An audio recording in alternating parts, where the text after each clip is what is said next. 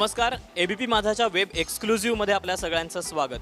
खरं तर सध्या कोरोना महामारीचा काळ आहे आणि या कोरोना महामारीच्या काळामध्ये आपण प्रत्येकजण आपल्या आरोग्याची काळजी घेतोय, आपल्या तब्येतीची काळजी घेतोय, आपल्या कुटुंबियांची काळजी घेतोय.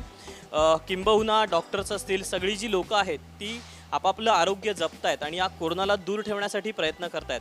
आणि ह्याच पावसाळ्याच्या सीझनमध्ये आपण आपल्या गाडीची नेमकी कशी काळजी घ्यावी यासाठीच आजचा हा खास सेगमेंट मी तुमच्यासाठी घेऊन आले. माझी गाडी माझी जबाबदारी. आज आपण आलेलो आहोत पनवेलच्या गांगल मोटर्समध्ये आणि या गांगल मोटर्समध्ये आपण आपली गाडी जी आहे त्या गाडीची बेसिक काळजी नेमकी कशी घ्यायची तर हेच आपण जाणून घेणार आहोत. गांगल मोटर्सचे आपल्यासोबत मिलिंद गांगल आहेत. आपण मिलिंद गांगल यांचं स्वागत करूयात. हाय दीपक. हॅलो. मिलिंद, खरं तर म्हटलं ना की पावसाळा म्हटल्यानंतर सर्दी खोकला ताप पडसं असतंच, तसं गाड्यांना सुद्धा विविध आजार होतात. तर नेमकी आपली गाडी पावसाळ्यामध्ये कशी बहुधा बंद पडलेलीच दिसते, तर ह्या गाडीचं आरोग्य नेमकं कसं जपायचं? असं आहे की नेहमीच येतो मग पावसाळा. आता छत्र्या आणि चपलासुद्धा दुरुस्त करण्याचे दिवस राहिलेले नाहीत, पण गाडीचं मात्र तसं नाही आहे. गाडी काय आपण प्रत्येक वर्षी नवीन घेऊ शकत नाही. आपली गाडी आपल्याला सांभाळावीच लागते. तुझं म्हणणं एकदम बरोबर आहे की आपली गाडी आपली जबाबदारी.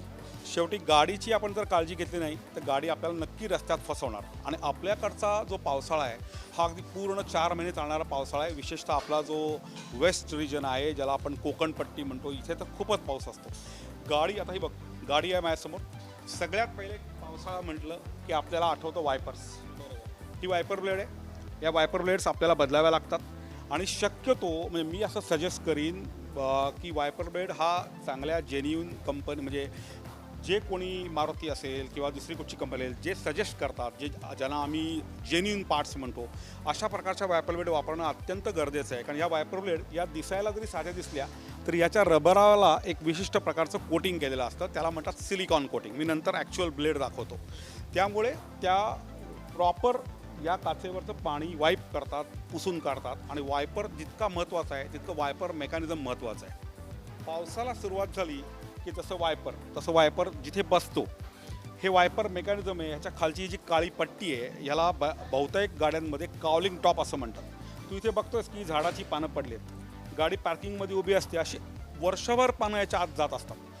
पाऊस पडाच्या सुरुवातीला किंवा पाऊस पडल्या आम्ही आमच्या कस्टमर्सनाही सजेस्ट करतो की तुम्ही या कॉलिंग टॉप आमच्याकडनं काढून घ्या. ह्याच्या आतमध्ये पाणी पडून आतमध्ये पडलेली माती किंवा ही पानं यांचा चिखल होतो. 4-5 वर्ष जुन्या गाडीमध्ये त्याचा पत्रा खराब होतो, त्याला भोकं पडतात आणि मग वेल्डिंगचा खर्च वाढतो. त्यामुळे पावसाच्या सुरुवातीला आपल्याला एक कॉलिंग टॉप स्वच्छ करायला लागतं. हे वायपरचं, याला आम्ही स्प्रिंकलर म्हणतो, जेट आहेत, ही क्लॉग होतात. त्यामुळे ही जेटचा स्प्रे जो आहे होतंय की नाही त्याचा स्प्रे पॅटर्न हे आपल्याला चेक करावा लागतं. या अगदी बेसिक गोष्टी आहेत, पण ह्या कराव्याच लागतात. इथे स्प्रिंकलर बॉटल आहे, तर इथे दिसते उंदराने थोडंसं चावण्याचा प्रयत्न केला आहे. या इथे पण उंदराने थोडंसं खाण्याचा प्रयत्न केला आहे. ह्याच प्रकारे उंदीर इथलं कुठंतरी वायरिंग खातो. याच्या खाली वायपर मोटर आहे. वायपर मोटर वायरिंग खाल्लं असेल किंवा हेडलाईटचं वायरिंग खाल्लं असेल, मग अशा वेळेला ती गोष्ट नादुरुस्त होते, वेळेत काम करत नाही. कधी काही शॉर्ट सर्किट होऊन आग लागण्याची शक्यता असते. त्यामुळे वायरिंग पण पावसाच्या आधी चेक करावं लागतं. बरेचदा असं होतं की रस्त्यामध्ये कळत नाही आणि अशा वेळेला सुद्धा गाडी बंद पडते. मग त्यावेळेला नेमकं काय चेक केलं पाहिजे? म्हणजे आपण बेसिक टायरमध्ये हवा, कूलंटमध्ये पाणी म्हणा, किंवा या काही गोष्टी माहिती असतात सर्वसामान्य माणसांना, तर तरीसुद्धा गाडी बंद पडते. सगळ्यात पहिले मी सांगेन की प्रिव्हेंटिव्ह मेंटेनन्स गरजेचं आहे. म्हणजे साधारणतः आजकाल कोणतीही गाडी की ज्याला आम्ही PMS म्हणतो, पिरियॉडिक मेंटेनन्स सर्व्हिस, 1 वर्ष किंवा 10,000 किलोमीटर, काही मॅन्युफॅक्चरर्स 1 वर्ष किंवा 15,000 किलोमीटर म्हणतात. जे काही आधील विच इज अर्लियर, त्यावेळेला तुम्ही प्रॉपर मॅनरमध्ये सर्व्हिस करणं गरजेचं आहे. आपल्याकडे हा प्रॉब्लेम आहे दीपक की आपण ओनर्स मॅन्युअल कधी वाचतच नाही. ओनर्स मॅन्युअलमध्ये या सर्व गोष्टींची माहिती असते की कोणतं सर्व्हिस कधी ॲप्लिकेबल आहे, त्याच्यामध्ये कोणत्या गोष्टी रिप्लेस कराव्यात, कोणत्या गोष्टी क्लीन कराव्यात, कोणत्या गोष्टी टाईट कराव्यात, चेक करून घ्याव्यात. म्हणजे लाईक की व्हीलनट्स आहेत, तर व्हीलनट्स पण आपल्याकडे चेक करून घेतले पाहिजेत. व्हीलनट वेळच्या वेळी म्हणजे टायर रोटेशन करून घेतलं पाहिजे. हे सगळं सर्व्हिसिंगमध्ये होतं.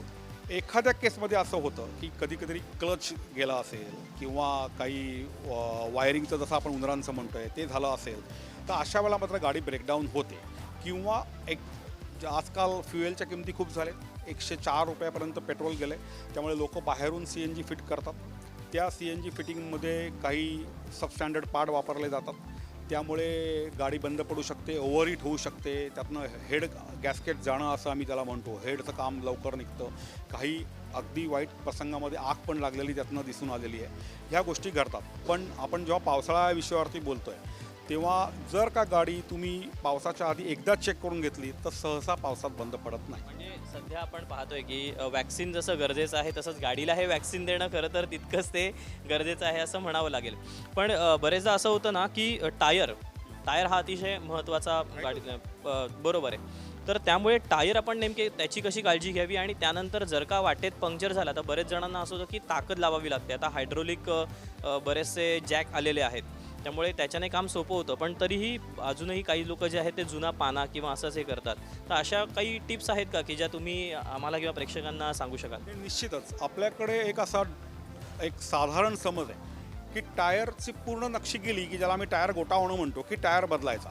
काही लोक आम्हाला असंही भेटतात की एवढा पावसाळा गेला की आम्ही टायर बदलू. वास्तविक पावसाळ्यामध्ये चांगल्या टायरची अत्यंत आवश्यकता आहे. दुर्दैवानं आपल्याकडच्या रस्त्यांची क्वालिटी खराब असते, खड्डे पडलेले असतात, पाणी साचलेलं असतं, रस्ते नीट कळत नाहीत. अशा वेळेला जर का टायर वीक असेल तर टायर भर रस्त्यात फुटू शकतो, पंक्चर होऊ शकतो. त्यामुळे टायरचं आरोग्य हे सगळ्यात महत्त्वाचं आहे आणि ते आधी चेक केलं पाहिजे. टायरचं आयुष्य साधारणतः एक 4 वर्ष किंवा 40,000 किलोमीटरचा आपण स्टँडर्ड धरूया. काही लोक उत्तम प्रकारे गाडी मेंटेन करतात, वापरतात, त्यांचे टायर जास्त चालतात पण एकदा 4 वर्ष होऊन गेली की टायरच्या रबराची इलेस्टिसिटी कमी होते, टायरवरती बारीक क्रॅक्स यायला लागतात. तेव्हा 4 वर्षानंतर माझ्या मते टायरचं लाईफ हे बोनस लाईफ आहे असं समजता येईल. आणि जे तू विचारतोयस की टायरची काळजी नेमकी कशी घ्यावी, तर व्हील अलाइनमेंट आणि बॅलन्सिंग हे आपण वेळच्या वेळी करून घेणं गरजेचं आहे. आता व्हील अलाइनमेंटची आपल्या गाडीला आवश्यकता आहे का हे कसं ओळखायचं, तर समजा आपण स्ट्रेट रोडवर चाललो आहे, रस्ता व्यवस्थित आहे आणि स्टेअरिंग 2 क्षणाकरता सोडलं, तर जर का गाडी 100 मीटरच्या आतमध्ये डावीकडे जात असेल किंवा उजवीकडे जात असेल, सरळ राहत नसेल, तर बऱ्याचदा व्हील अलाइनमेंट करण्याची आवश्यकता भासते. ओके, त्याप्रमाणे व्हील बॅलन्सिंग म्हणजे व्हील बॅलन्सिंग करून घ्या असं आम्ही लोकांना सांगतो. समटाईम्स लोक म्हणतात की हो करून घ्या, पण व्हील बॅलन्सिंग म्हणजे नेमकं काय आणि व्हील बॅलन्सिंग का करायचं, तर सोपं कोणालाही कळावं अशा याच्यात मी सांगतो. आपण साधारणतः 80च्या स्पीडनी गाडी चालवतो. अशा वेळेला गाडी चालू असताना जर का स्टेअरिंग व्हॉबल होत असेल, स्टेअरिंग लेफ्ट टू राईट असं हातातल्या हातात हलत असेल, अशा वेळेला आपल्याला व्हील बॅलन्सिंग करायला लागतं. व्हील बॅलन्सिंग म्हणजे पूर्वी आपण सायकलमध्ये डग काढायचो रिमचा, तसा त्याचा आम्ही डग काढतो. त्याच्याकरता आमच्याकडे एक कम्प्युटराइज मशीन आहे. ओके, त्याच्यावरती व्हील लावतो. त्या व्हीलचं मेजरमेंट पहिले त्यावरती सेट केलं जातं, प्रोग्रॅम असतो. व्हील त्याच्यावरती फिरवलं जातं. व्हील फिरवल्यानंतर ते मशीन आम्हाला सांगतं की टायरच्या आतल्या किंवा बाहेरच्या बाजूला किती वेट पाहिजे आणि शिशाचं वेट्स त्याला ठोकून लावलं जातं. जर का मॅगव्हील असेल तर चिकटवून येतं, स्टिकिंग वेट्स त्याला म्हणतात, ते वेट्स लावलं जातं. त्याचं रीडिंग 0 आलं की ते गाडीवर लावून त्याची ट्रायल घेतली जाते. ओके, अलाइनमेंट हा एक खूप मोठा विषय आहे की तो मी आता सांगून पटकन समजणं हे नाही आहे. पण अलाइनमेंट जर आपली खराब असेल तर ती कशी खराब आहे मी ओळखण्याचा साधं एक उपाय आपल्या सगळ्या ग्राहकांना तुझ्याद्वारे सांगतो आहे. पण यासोबत हे झालं गाडीचं सगळं बाहेरून, पण गाडीच्या आतमधली काळजी कशी घ्यावी? कारण की गाडी बरेचदा उभी असते, आपल्या काचा बरेचदा अशा असतात की त्या खालीवर होत नाहीत.